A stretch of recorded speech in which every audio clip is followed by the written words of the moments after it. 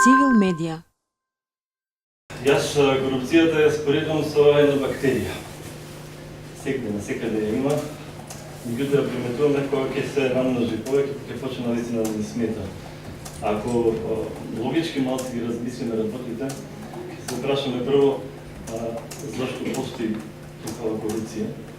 Одговорите затоа што немаме одговорност. Значи, никој не одговарал или многу малку се одговарало за своите кривични дела и останати дела од државата.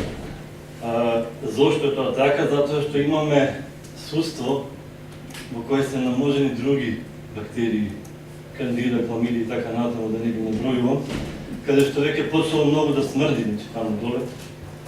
И тоа судство е генератор на нов вид корупција, тоа е судска корупција, каде што не можеме, за жал, ние како обични граѓани да делуваме, а и власта вика и ние не смеме да се мешаме во судството.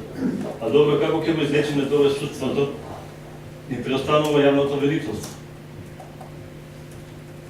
Дали има капацитет јавното обвинителство?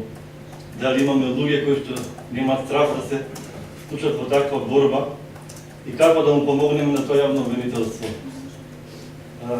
Дали имаме ние, наши луѓе, што ќе зазема став, или па да земеме сега да побараме некој од надвор да ни го решава проблемот и да ни учи како треба да го работи на тоа. И точно е тоа дека загадувањето потекнува од корупцијата.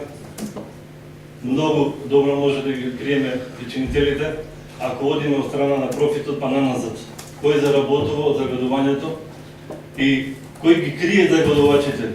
Сакам само да кажам, не сте вие криви што живеете, што мора да запалите кола, што мора да се загреете. Криви се оние кои што масовно загадуваат и оние што ги кријат. Civil Media.